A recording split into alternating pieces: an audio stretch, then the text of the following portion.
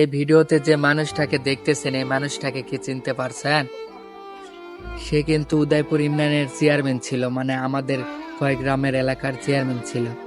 সে আওয়ামী লীগের দল করত বা আওয়ামী লীগ সরকার থাকতে সে চেয়ারম্যান ছিল। যখন ছাত্র আন্দোলন হয় তখন কিন্তু সে এইগুলা জায়গায় জড়িত ছিল না। আওয়ামী লীগের অনেক নেতারা আছে যে ছাত্র হত্যা করে এখনো দিব্যি ঘুরে বেড়াচ্ছে, আর এই মানুষটা শুধু আওয়ামী লীগ সরকার থাকতে চেয়ারম্যান ছিল। সে যখন ছাত্র আন্দোলন করেছিল সে কিন্তু কোথাও যায়নি, সে উল্টা বাসায় বসেছিল, ছাত্রদেরকেও সাপোর্ট করছিল, সে কিন্তু বিরুদ্ধে যায়নি ছাত্রদের।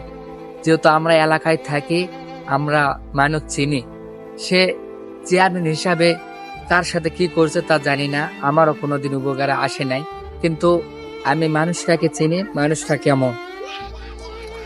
আর আপনাদেরকে আরেকটা কথা বলতে চাই যে আওয়ামী লীগে যারা জেল খাটতেছে সে অনুযায়ী আমাদের এই চেয়ারম্যানকেও ফাঁসানো হয়েছে। সে বিনা অপরাধে জেল খাটতেছে।